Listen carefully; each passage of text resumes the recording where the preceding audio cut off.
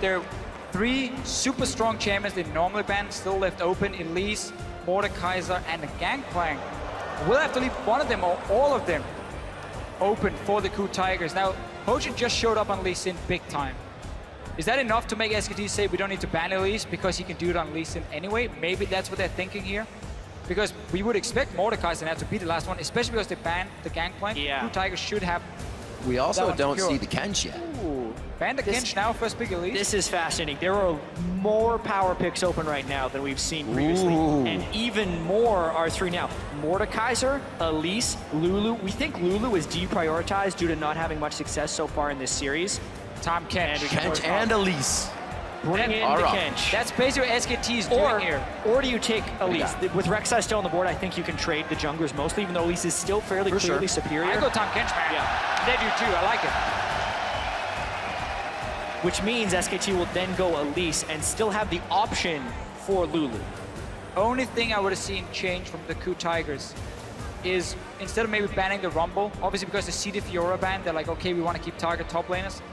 It was very difficult for KOO Tigers then to realize, okay, are we going to get in a trade where it's like Elise and Tom Kench for each other? They could maybe have banned away one of them. Because SKT were very locked in their bans. When you first ban Fiora on red side and have GP and Mordekaiser open still, you're pretty much forced to go for those 2 bans. KOO Tigers could have played around it. Instead, they are apparently happy taking the Tom Kench, who is, in my opinion, a step above every other support. Same for Elise, obviously, when it comes to junglers. But man, Tom Kench can make so many sick plays. We've seen it so many times with Jinx. Bang has 0 plays through Summer or Worlds on Jinx, so that's pretty much falling into the hands of Prey if they actually want it. Alistar also picked up with that Elise. We'll see what they can put on the table. They've got a bit of crowd control to start off some fights if they can grab somebody from afar, but it's still the Ashe pickup. The arrows just too strong. This is the KOO Tigers' favorite bottom lane. Because what you will do is you will push out your lane, you will recall, and then you have an arrow and you have the Tom Kench ulti to gank whatever lane you want. And suddenly 5 members appear behind Faker or Marin. That's a kill, that's a tower. Something KOO Tigers love to do, and they can do this with this comp. And they also save their solo lanes until the very last pick. So the Gnar's not going anywhere but top lane. Smeb gets to try and counterpick that, but without Fiora on the board.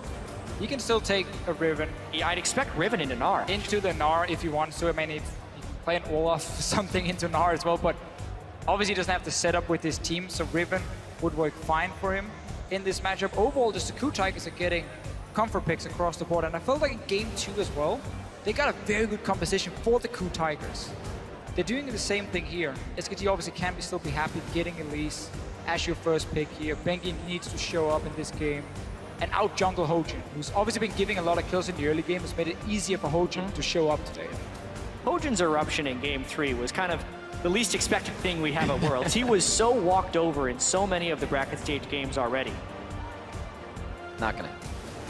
It could. I mean, would we see Lulu top? Smeb on Lulu top? That's actually true. I was gonna say no, they have a support, but Hasn't been the case for a long while.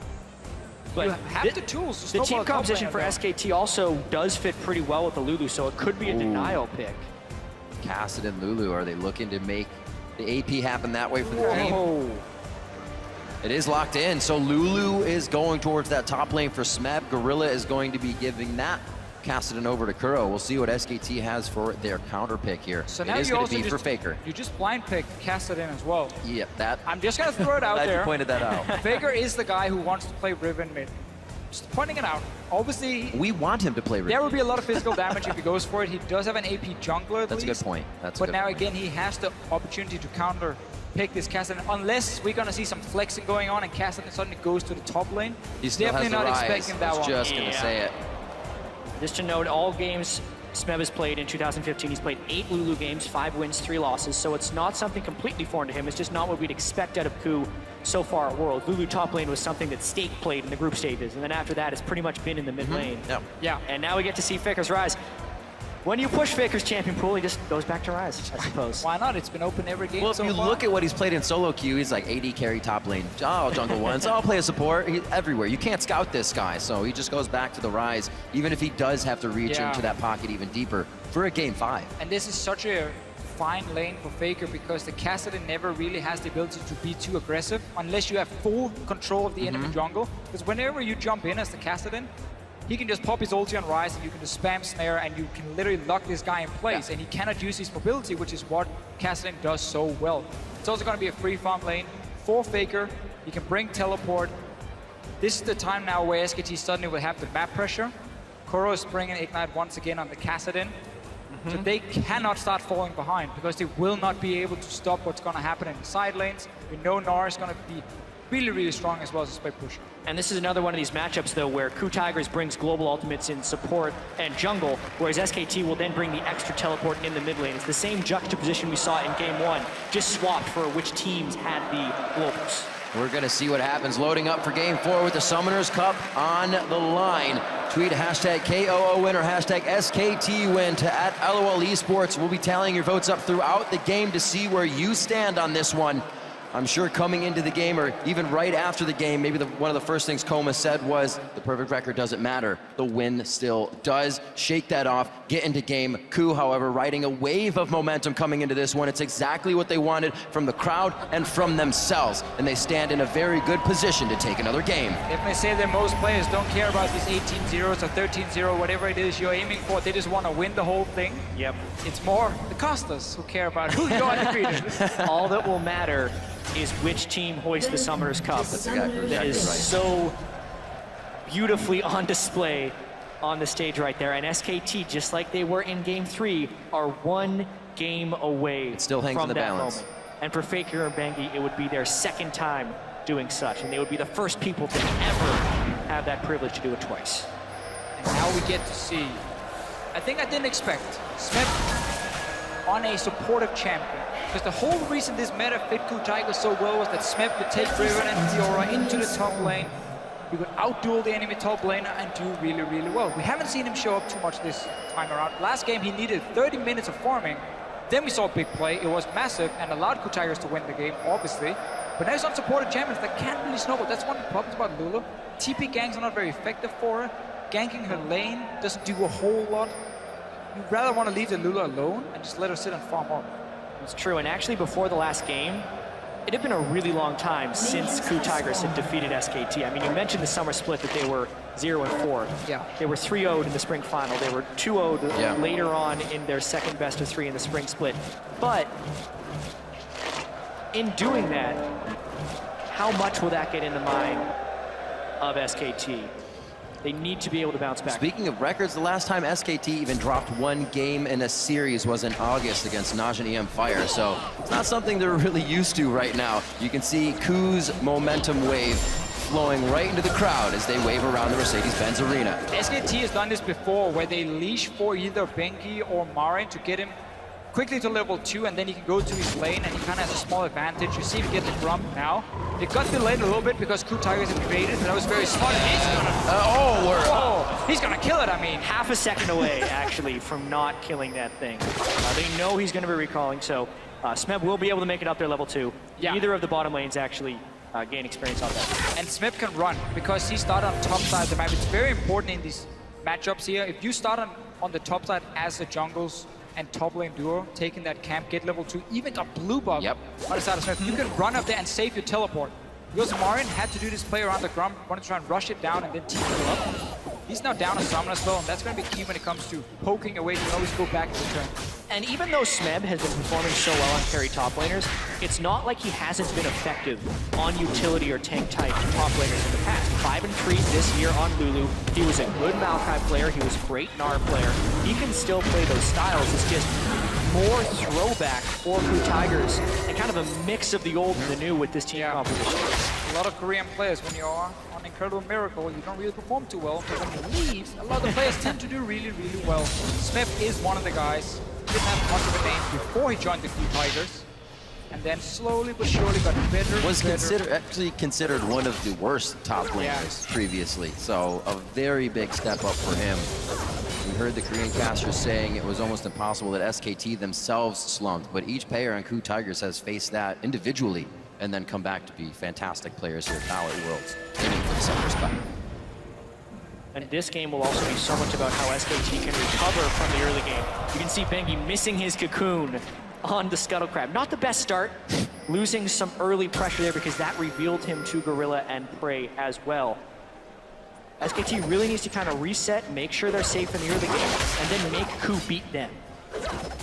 Have to keep an eye this game if they do kind of forego the sight stones again, use the hawk shot, get their vision through different means, or if they go back to kind of a regular play. The aggression they had last game took SKT off guard, but I'm sure SKT's ready for that another time. Yeah, for sure. They've been talking about the first 5 minutes. We haven't seen SKT rush into the enemy jungle all of a sudden and take a stupid fight. We just saw a jungler miss on the wrist guard. Much more patience. That was about it. That's about the amount of action we've seen so far. So it's a lot slower pace now for SKT. There is a lane that's going to be annoying for them. I always liked Ashe into Sivir because of the fact that you can just constantly trade her with her. It's very hard for Sivir to trade back these quick trades. You're just gonna boomerang you step to the side. But when that happens, Tahm Kench will eat the Ashe. And then suddenly the trade damage is really going. There we go. Thank you very much, by the way, KOO Tigers, for showing it. So you can have these very quick trades. Exhibit then A. you get that level 6 and you can start making plays across the map. Well, wave kind of sitting in their favor here if there any is. Jungle pressure down bottom. Hojin is there, but there is going to be no presence of Bengi as the wave kind of crashes in and starts to build. Yeah, and there was a slight early edge in that lane for KOO because SKT did try and pull for Marin, but we're not seeing the fruits of that labor in any of the lanes. The top lane is still losing to Smeb, although it is small, and then Prey and Gorilla, even with the wave being in their turret, were up about 8 or 9 CS, so nice stuff all around. Hojin, though, he sees, ooh, it's a pretty risky invade. Bengi just pulled off. He moved in on his own. Castling couldn't move down. The lane was pushed in. Gorilla and Prey down here is having control of the 2v2 as well. They could easily have collapsed on Bengi, but they didn't see him before it was too late. He got very early side stone. Has a few deep wards down. That's going to be important at least, so he gets away with it. Yep. That could have been very, very risky.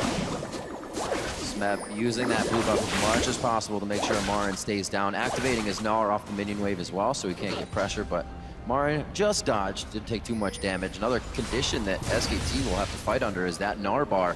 We'll see how they get around that once the time comes. A very early sight stone for Bengi to get more vision in. Looks like Hojin runs towards the mid lane, but Faker go back, so they're not going to get anything out of it. low on mana. Not in a great spot. He's been pushing with that blue buff. Without it now, he gets himself out. The repel does not hit. That's exactly what Smeb needed to do right there. So often you see Lulu's greed and not successfully flash the cocoon away there, but he knew he couldn't speed himself up very well. You knew he was low on mana, and it's just, aside from getting caught in the first place because you're pushed up at 6.5 minutes without wards, the gank escape was perfectly done.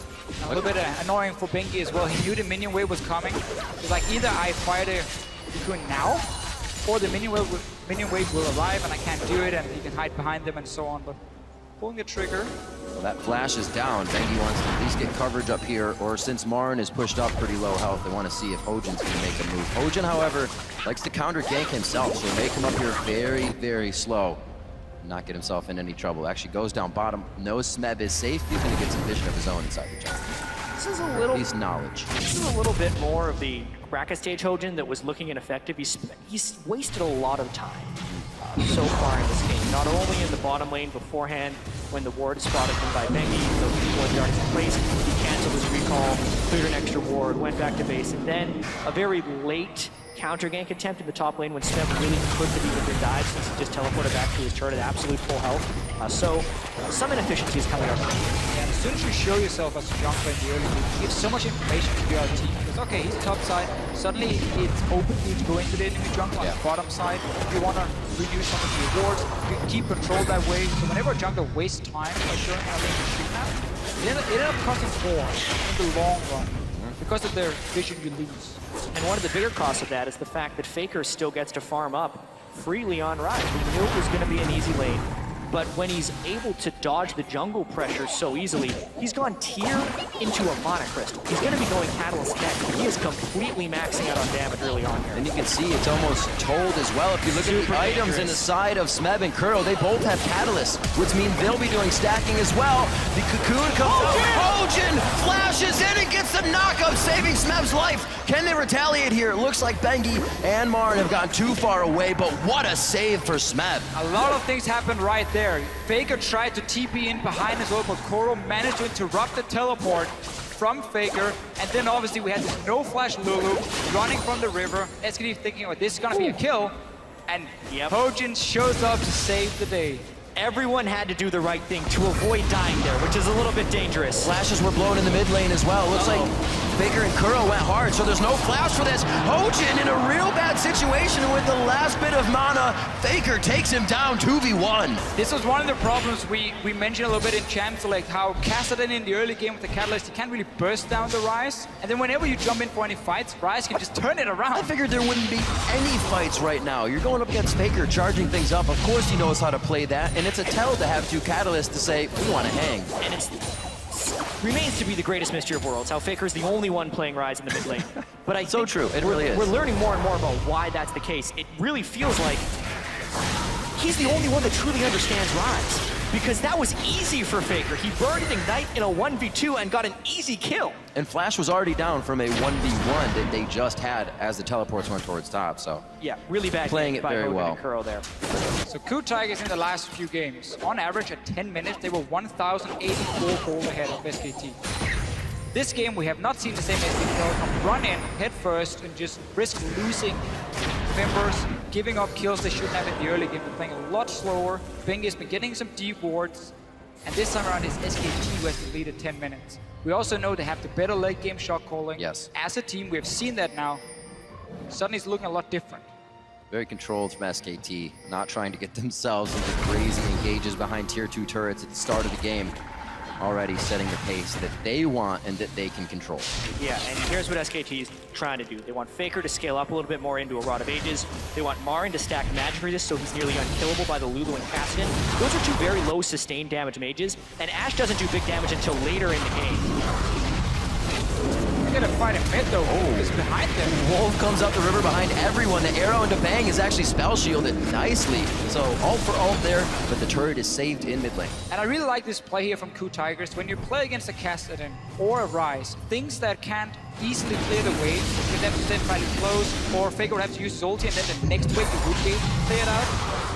You gotta be able to move in your AD carry and your support to that mid lane, pressure that tower, because so often you get so much free damage before the other team reacts and send in their AD carry to defend. KOO Tigers had pushed out the bottom lane.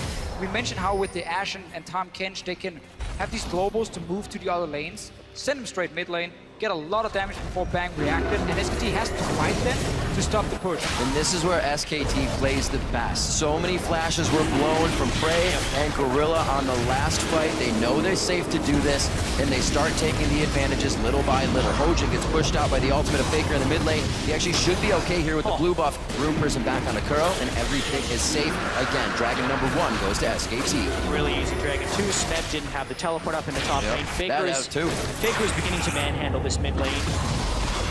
Missile Voyage towards mid. This isn't to kill Faker, this is pressure. to kill the turret. They already know the turret is low and Faker can't clear the wave well. Exactly the same play we just saw before from KOO Tigers. They know Faker on the Ryze cannot lead. He already used the ulti. Safe play from KOO Tigers. Very low risk, and obviously gives a great reward because you get a mid tower down in 12 minutes. So I really like those two plays, and it's one of the things that Tahm Kench offers. See what happens here. Marin's going to Smeb. And this is one of the first games where we haven't seen the side lanes drop yet. The middle goes down first. We'll see how that opens up the map right now. That wet noodle fight in the top lane. Looks like Hojin wants to participate. Nars back Smeb so he can't slow him anymore. But the pop-up from Hojin may keep him in range. Smeb does have flash. Will he utilize it? I think Marin's made too much ground already, and he gets out safe. They were thinking about going hard up there. KOO already roamed halfway up the lane, which leaves this window. Wolf can dive on Alistar. He has his ult. That's the hit. Gorilla's going to be pushed back, but that's a lot of gray health he has to work with to get out of this situation. Pops it at the last second, and beautiful. Wolf waits until the last moment when he can headbutt, knowing Gorilla's flash is down, and make it look easy. Good decision from Wolf going for the Tahm Kench. Don't go for the AD carry. He can just eat him then. Keep him alive. Sometimes it's ill-advised, but they know what they're doing. Go for the support here. Take him down. Take the tower as well. Marin is still up in the top lane trying to defend. There's a teleport from Faker. He's going to need help. Yeah, there comes Faker. Really nice timing on that teleport. TP and ult as he makes his way out there. Getting a few stacks on the... Oh, wait a minute. He's going to be in range a little bit more. Spams out those room prisons. That's the tower hitting. Marin trying to give him the time of day, but it's a hit from Faker. The teleport and flash. Hashtag worth. And right here is why Faker makes Ryze work.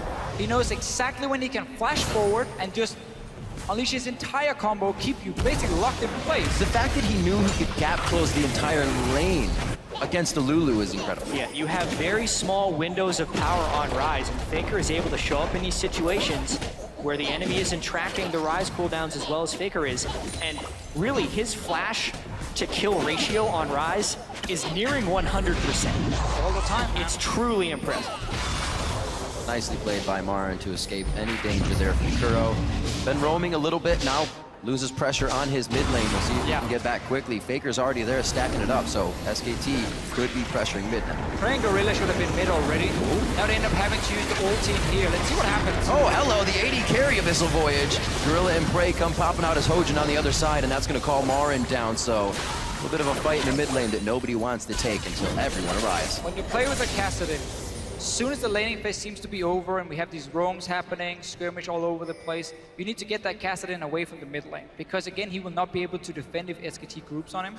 So you have to move Ashe and Top Kench earlier to mid lane, so you didn't have to use the ulti here for Gorilla either.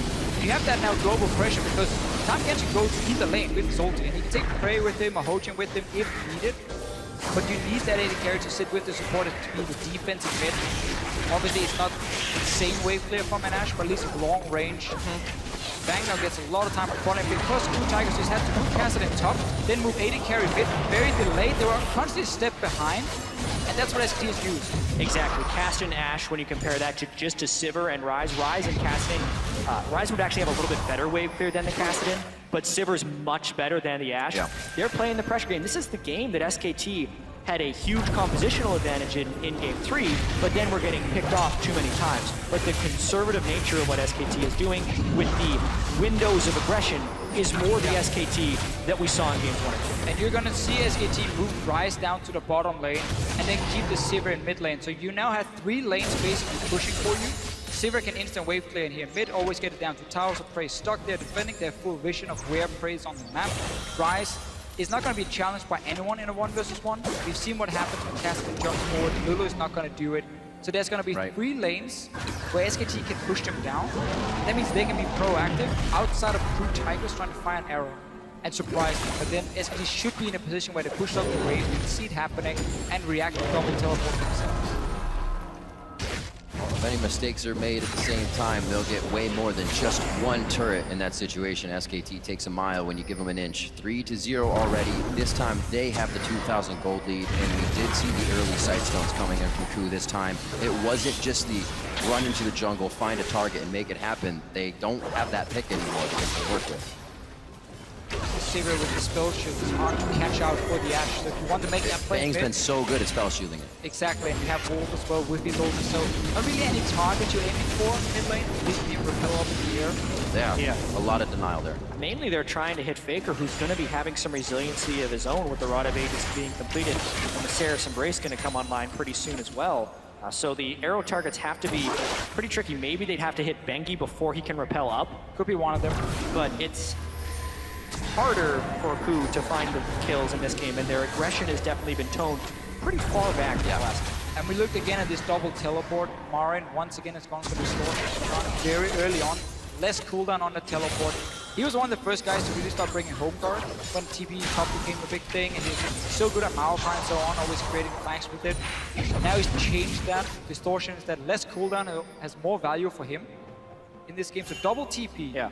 Less cooldown on one of them, stronger side lanes as well. Well, I also think it's just a smart adaptation to the way the game is being played. So much of the teleports are matching each other's teleports, so when you match, if Marin has distortion boots, his is up sooner, and they can then win that play. But Smep should have noticed that, and he can copy it and do exactly the same. We've seen 3 games in a row now from Marin, and if it's gonna be a problem, which it will be, because again the cooldowns are so important, I feel like you can adapt on the fly. Are they going to dive top? I was going to say Hojin spending a little too much time there for just a ward, but it looks like they do decide to go with it. But they're giving SKT way too much time. Also, a teleport is still up for Faker. They're fighting the other teleport in Marin, but they don't have a minion wave. SKT has already mobilized themselves towards top. And I think another thing we haven't talked about, as we saw with Smeb and Marin, just like slapping each other very weakly. Super tank Marin.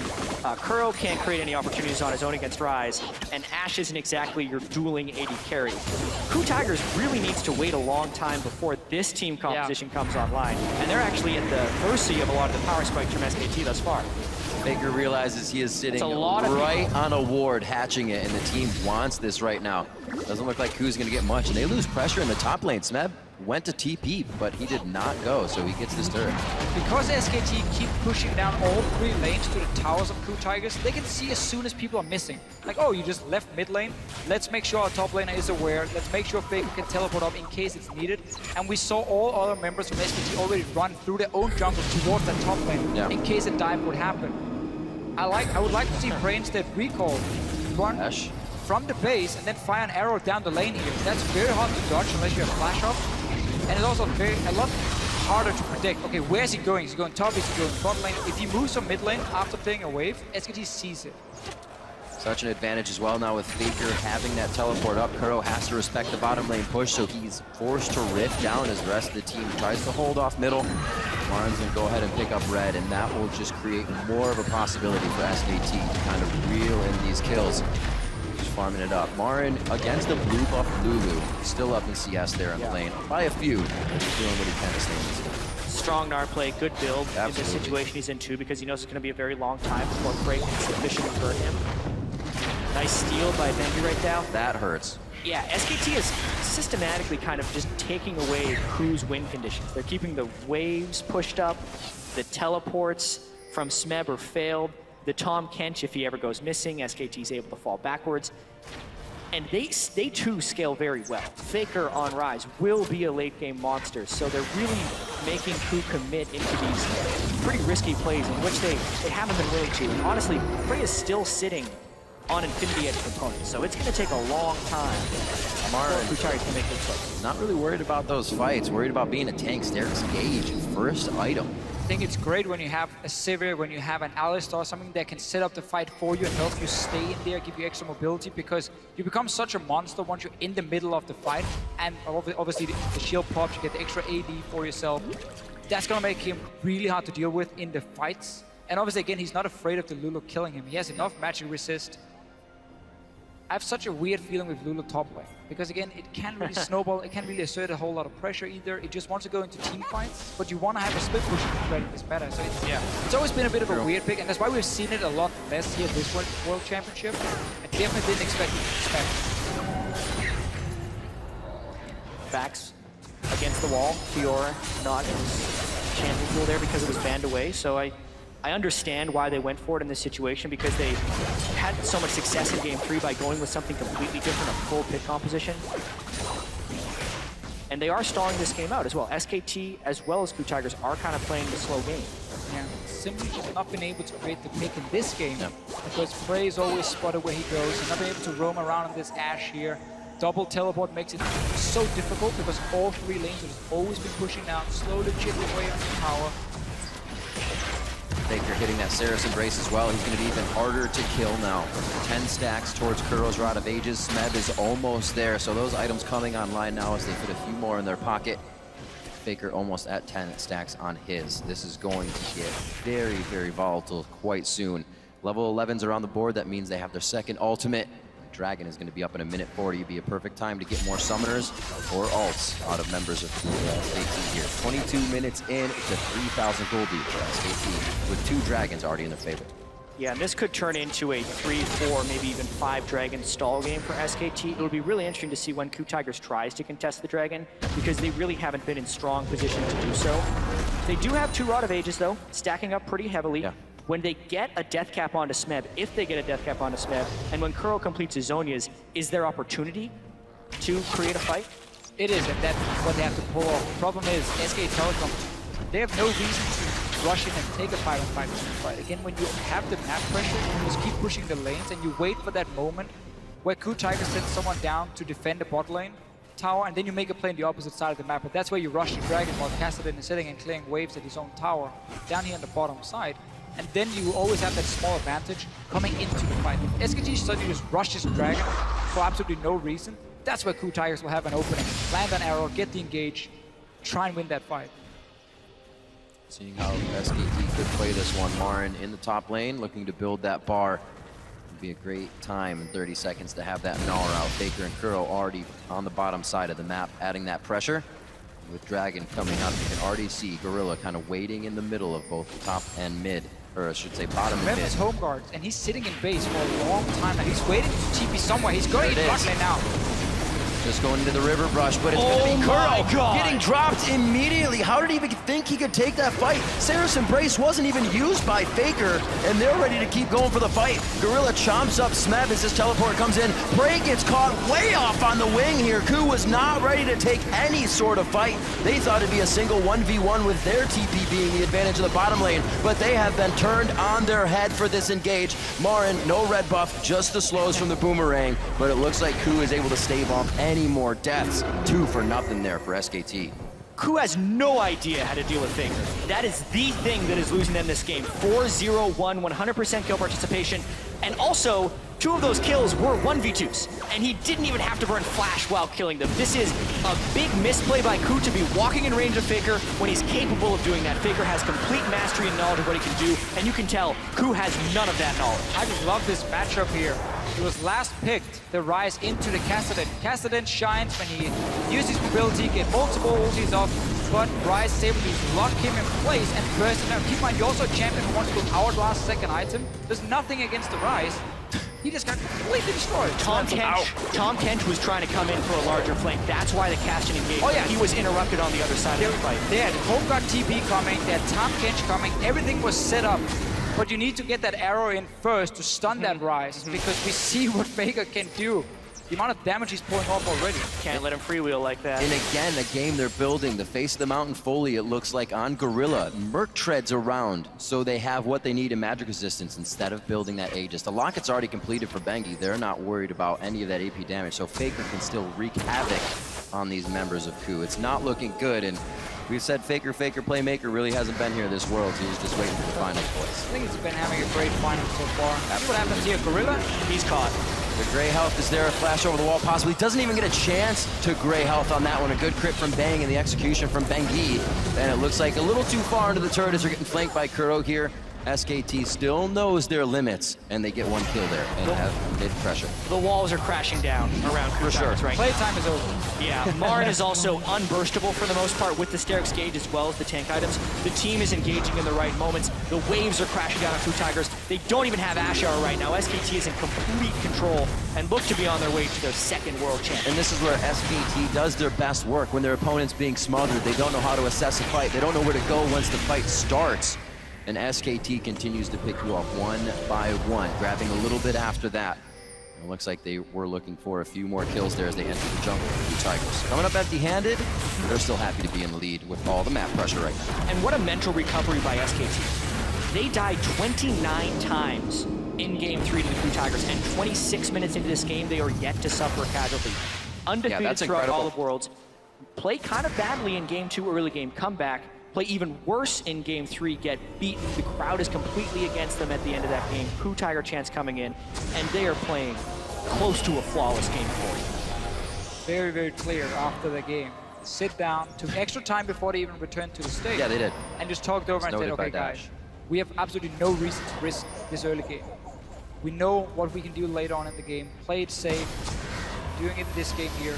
Double teleport coming in. And KOO Tigers also surprising us again in the bigger man phase. This time around, I definitely feel like it was for the worse, especially when it came to this Lulu pick in the top lane. The first 3 picks were great. Rek'Sai, Ashe, Tom Kench, it looked really good for KOO Tigers. Then it was a blind pick casted in, and it was It's just Lulu going to top mention lane. that. Coming in maybe a little too strong headed there. Obviously, still could have worked. Seen the blind pick Castidans come out very strong, but Faker knows exactly what that matchup is about. Pulling out the Rise one time after the other, continues to play it to great success. Yeah, and comparing the team compositions between Game 3 and 4 for KOO Tigers, Game 3, everyone was a playmaker. Lee Sin for Hojin. Ashe and Kassadin still the same, but they had split push pressure from Smeb on Fiora and a Thresh for Gorilla. Tom Kench is an annoying support. He's mainly a defensive user. He's beautiful. And then he punishes positional errors, but he's not the same type of playmaker that Thresh is. So substantially less playmaking for KOO. And that's one of the great things. They kind of threw caution to the wind. Oh boy. But now SKT is playing their defensive controlled game. This is their risk. Teleport almost up for Smeb on this one. He's clearing the bottom wave. It looks like the team may not even try to take anything. Hoja gets hit out. A very late arrow, though, still allowing SKT to fight. The Gnar misses off of a flash there by Gorilla, but Baron is now up, and the fact that the waves are already crashing towards KOO makes this so much more difficult for them. Remember, it's a home guard enchant. For Smeb, less cooldown or more cooldown. For Hojin. Again, where they take different roads to exit. The exhaust is there, but I don't think they're going to have the chase on that, even with Faker's ultimate coming in. It looks like they stay back. KOO now trying to hold off mid. The flash was used by Prey, or I'm sorry, heal was used by Prey. The TP coming in to save the minion as well as engage in a fight. Smeb gets the wild growth on himself. What a static shiv crit. And it looks like that could be a final kill. Nicely done coming in. The Toxin from Bengi picking up a kill onto Prey as he had already used heal. He could not get himself away. And Gorilla also falls after flashing previously. And SKT's going to take a lot after this one. The wave clear is gone for KOO Tigers. They had to go back to base. They have Baron buff and 5 people alive for SKT. How hard do they push this in? They don't have many waves pushing the side. It could be towards the top before Prey and Gorilla get up to get that second tier turret. They have a pretty good minion wave halfway there, but I don't know if they'll have time. Maybe they just have too much money to spend at this point. 11.5 thousand gold in the lead right now, and still a flawless game of 8-0 as we just hit 30 minutes. Yeah, no reason for SKT to risk anything. Just go back, return out here, take another dragon, get 4 for yourself. And really, just the way they've been sitting in this 1-3-1 as Marin is trying to run away, Hojin comes in. Beautiful hop. The whimsy from Smeb couldn't get him there in time, but it's all about KOO being there. That'll take him a lot more time. This gives SKT time to move out on the map. Marin staying alive for quite a bit. Yes, it's going to go to KOO, and I guess SKT did not get too much out. Thought Marin might make it a little farther, but that was a good pickup. First small sloppy mistake we've seen in this game from SKT. Yeah. Marin shut out. Just being a little bit too greedy or trade, I think, against Smeb.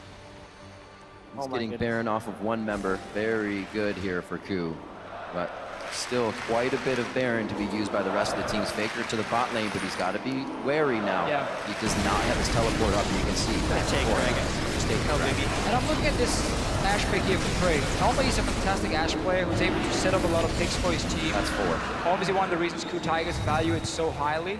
But what SKT did in this game, that was very smart. First of all, Sivir, who can spell shield the arrow. Ashe, Alistar, who can obviously pop his ulti. We talked about the Elise, who can propel him into the air.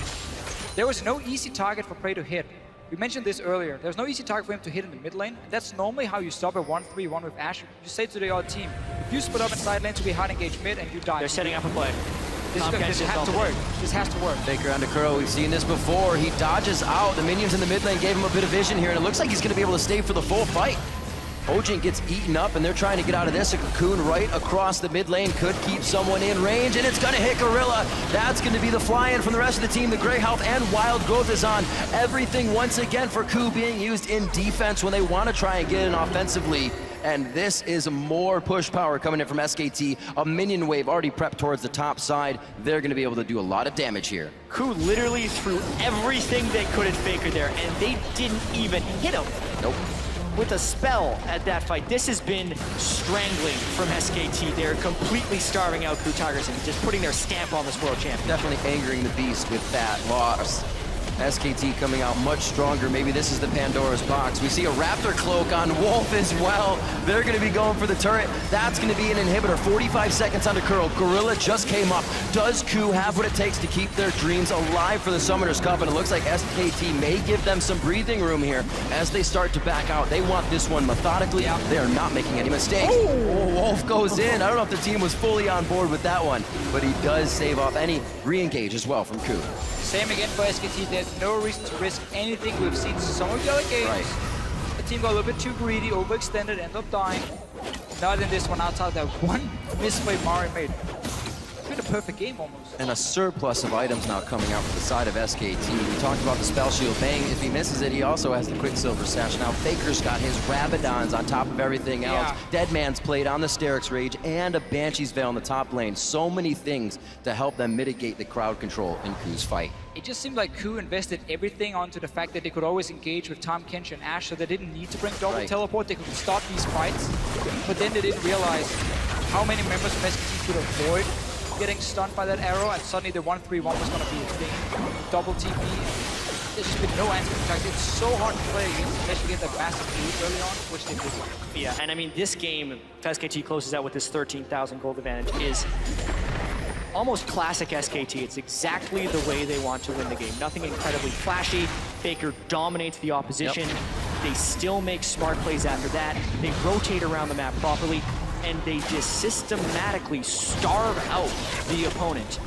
KOO Tigers, last stand, 2 inhibitors down. Here SKT comes. On the hunt, goes in. That's going to be Hojin in a real sticky situation. He goes down a full 3-man Gnar ultimate. That's going to be smacked down now. Eyes onto the AD carry, but the support hits. It's going to be KOO out safely. Prey, however, has to run away from his base. SKTelecom looking to take down the final Nexus turrets. It does not look good for KOO and his team. KOO Tigers are falling. SKT will be your first ever 2-time world champions!